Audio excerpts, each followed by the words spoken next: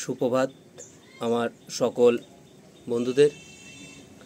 দেখুন সামনেই দুটি খুব সুন্দর ভ্যারাইটি, কালারও খুব সুন্দর।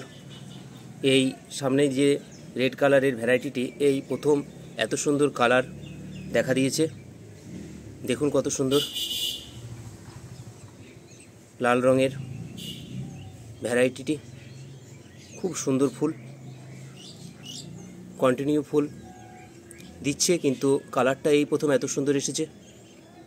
তার পাশেই আমার একটি নতুন ভেরিগেটেড লিপের সাথে দেখুন কত সুন্দর ফুলও এসেছে। কিছুদিন আগেই গাছটি টবে লাগিয়েছি।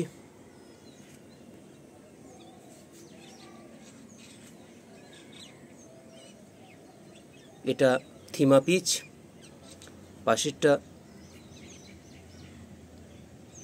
রিজা রেড। খুব সুন্দর দুটি ভ্যারাইটি।